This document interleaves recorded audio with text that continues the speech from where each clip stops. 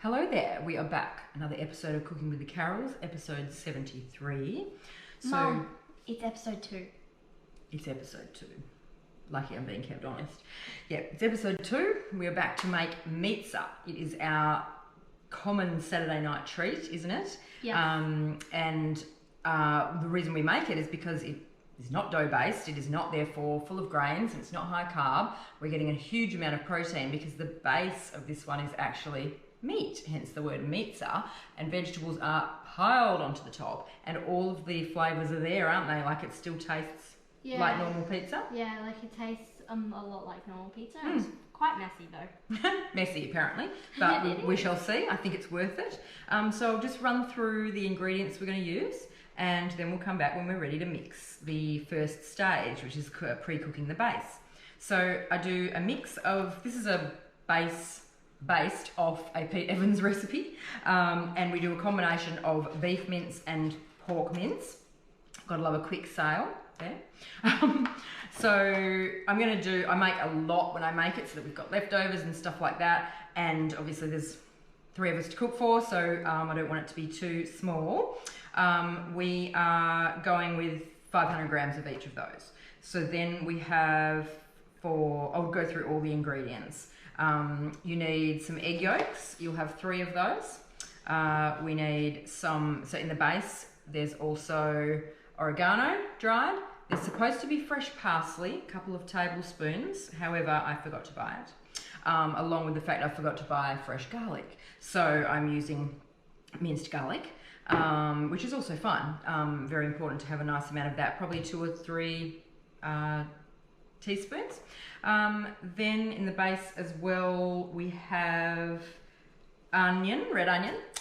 So probably maybe even that whole small onion, or maybe half a large onion. There's also salt, so nice amount of pink Himalayan salt or rock salt, and pepper, and probably a teaspoon and a half of salt, and maybe half a teaspoon up to a teaspoon of pepper. And then we have, that's it for the base actually. That's all we put in the base. So we're going to mix the base, pre-cook that, but then our toppings, we're going to pile on, as I said, as many veggies as we can, and you still have pizza sauce, so you still have all the flavours. We add our olives, we definitely add our anchovies, huge favourite, not for you, but Matt and I love our anchovies, so they are definitely going to be in it. As I mentioned, the olives, I use pitted kalamata. The pizza sauce is an important one. Apart from being able to just make your own of a really clean tomato paste, or even tinned tomatoes, and adding your own herbs and garlic and salt and pepper and that sort of thing, for convenience, the cleanest one you can get is actually the Woolworths brand, big plug for Woolies there. It has no sugar or anything like that in it. It is literally tomatoes, salt, garlic, onion, bit of acidity regulator, oregano and basil, the end. So, and it's incredibly delicious. So when you think about pizza, that's actually the most important thing, is that real tomatoey, beautiful, pizza sauce, the toppings, that sort of thing. It's that is the flavor, not so much the bread. And of course we do add cheese. You can clean it up a little by having maybe like goat's cheese or goat's feta as an option as well. But we go the full hog with good old cheddar, and certainly good with a mix of mozzarella too, but you can totally mix and match and make this pizza your own. We're just going to grate regular cheddar and crank that on the top. Also pineapple, like a bit of that on the top as well. I think I've covered all the ingredients. We're going to use mushies, forgot mushies. So we use nice big flat mushrooms or portobellos. Oh yeah, apparently I forgot the capsicum too. So we will mention those because I like to eat the rainbow. So I do like to have a bit of green, bit of red, bit of yellow, so that the pizza looks amazing at the end. All right, so let's get this chopped up, ready for mixing. Yes. Cool. We'll see you soon.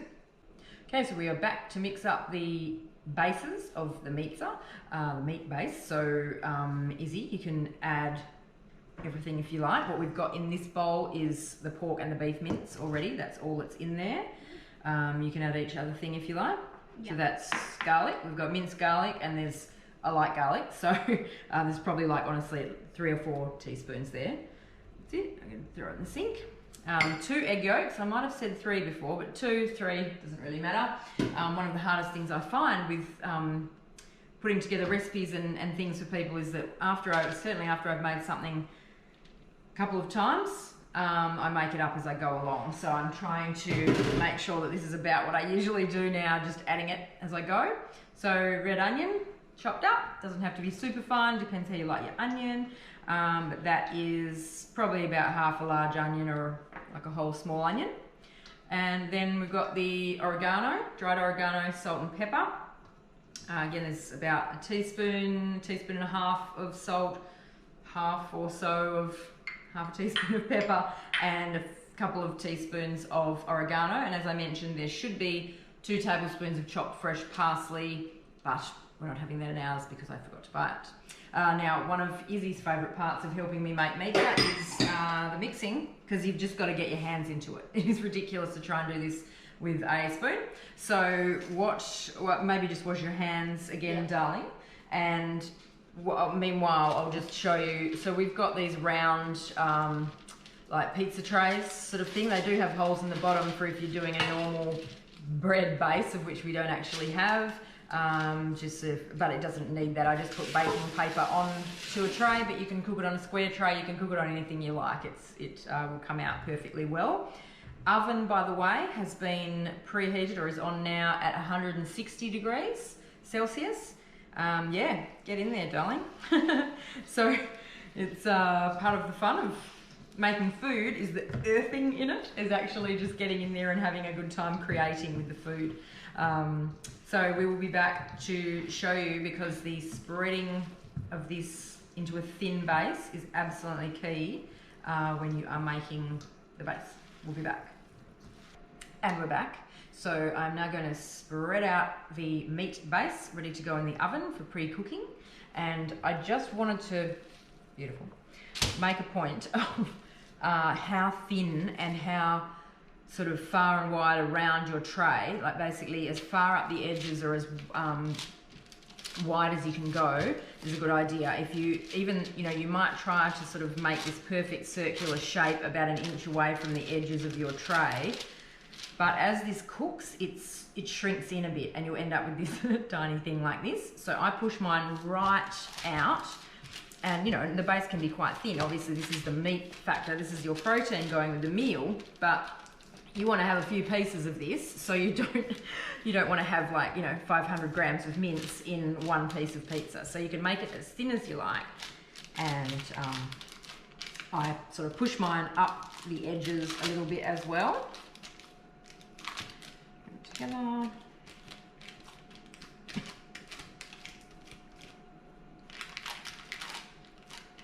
And it won't stay as high up the edges as it looks as it goes in the oven. It will literally just shrink down to a nice size, and it will still come away from the edge a little bit, but it will be just the perfect size by the end. And we're only going to sort of pre-cook these, so it's about 6 to 8 minutes in the oven at 160. That's all you need.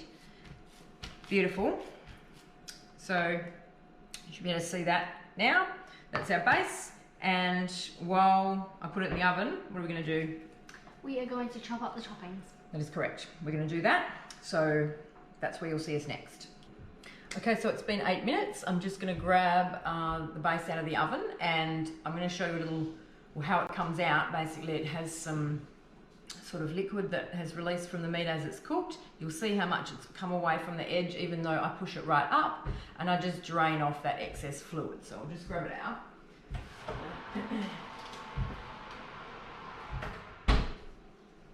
So, don't know how well you can see that, and I don't want to spill that excess fluid everywhere because it's hot, but I'm just going to take it to the sink, and I just use a pair of tongs to hold the base down and just pour off any excess liquid that's come out as that base has cooked a bit. You don't have to go too crazy, but you can see that it has already come away from the edge a little, so you can see why it's important to really, really spread it thin and right up the edges there. So I'm going to just finish off the toppings, let these cool a little bit, and then we'll add them to the top. Okay, we're here with the toppings ready to rock. First thing, of course, is to put the pizza sauce on, and I am a little bit worried about the noise this is going to make because it's near empty, this tube, so hopefully nothing too crazy. Yes, a bit of crazy noise. And I can't even tell you, I'm going to estimate once I've kind of squeezed it on, because I do everything by eye, so it's not like strictly 2.25 tablespoons or something, but let's have a look. That's probably about 2 tablespoons. So I'm going to see, and we quite like our pizza sauce, so more. I reckon 2 to 3 tablespoons, but be your own judge. So that's like, you know, per pizza. And as I said, I am at the end of my pizza sauce. So that's going to be beautiful. So you spread that out all the way to the edge, just thin, however you like it. So then we're going to just start adding our toppings, and I generally throw the cheese onto the top, but it honestly doesn't matter. You can put a bit of cheese and then lots of toppings and then finish with cheese, whatever you like. But if you want to start easy, you can throw on some mushrooms and some onion. So I've got my rainbow capsicum here, and I do kind of try to make it a little bit even so that each piece has the same amount of goodness. That's it. And honestly, you will be surprised at how much amazing veg you can put on the top, because it just cooks down. Every time I make meatzza, I end up going, I've overdone it. I've put on too much veg, and it cooks down, and I go, it's amazing. So, yep, we've got red onion. So I've just done like half cut cherry tomatoes, or these are grape tomatoes, I think, in half, and spread them out randomly. Do you want to add, oh, I'll add the olives, darling, because you probably don't. She picks off things like olives and anchovies, but that's okay. Probably most 10-year-olds do that. So, you know, load it up, as I said. Now this may not be looking that loaded, and I reckon I'm going to add some more load. So, a little bit more mushroom. Okay. Well, cheese we'll finish with, all right? So we'll just throw that on, and the all-important pineapple and anchovies. Not too much pineapple. Pineapple is so super sweet, and it's nice as like a little, you know, change to the taste buds, shock to the taste buds on a pizza, but you don't really need to overdo it. Anchovies, on the other hand, oh my goodness, love my salt. So we have quite a few of those on there. I've just chopped those up. All right, beautiful. Go the cheese. So just sprinkle the cheese over to your own taste with the amount of cheese, and then that is looking pretty ready to go in the oven. I'll wash my hands. A little bit more. Yeah, make it nice and even. Great. All right, we're almost, I'd probably put a bit more on. We're going to get this ready to go in the oven, and I've cranked the oven up to 180 now, and I'm going to pop it in for maybe 15-20 minutes, but let me come back to you once it's out, and I'll tell you how long it was in there for. Okay guys, it's been about 15 minutes, maybe 20 actually. I am going to grab the meatzza out of the oven. I'm pretty sure it's right on ready. Oh, hot. It looks amazing. Hopefully you can see that. I don't want to tip it because there's a little bit more fluid that's come out onto the tray, but you should be able to see that that is beautifully golden crusted cheese, and just the perfect amount. You can see that the toppings have just settled on. Now normally I would leave this for, you know, at least 5 minutes to rest as if it's a steak, and it sort of helps it stay together that little bit more again, and obviously prevents me burning my hands, but so that you can see that it sticks together like a piece of pizza, we're going to give it a go, aren't we? So I've got my funny little pizza cutter. You can use a regular knife, you don't need something like this. But again, I do recommend just leaving it to rest a little bit and cool just a little bit, because there's no way you could just shove this straight into your mouth anyway at this point of hotness. But I'm just literally going to cut one piece out. God, let's hope it comes out normally, and there we go. So amazing meatzza, and once it is cooled just a little bit, as I said, and rested, you know, perfect. And you can pick them up with your hands, even though Izzy likes to say it is more messy than usual. Barely, to be honest. You know, pizza, you're in there with your hands, you've got paper towels, all that sort of thing. So we are totally going to tuck into this now for our dinner, and I hope that you enjoy making this sometime soon for yourselves, and enjoying the fact you will not be putting inflammatory grains or high carbs in your body when you don't necessarily always need to, and getting a really protein-rich pizza. I wanted to say pizza because to us this is pizza. It tastes exactly the same, except you're getting an incredible hit of protein, heaps of veggies, and all the taste. Izzy, let's go eat. Yes. See you next time.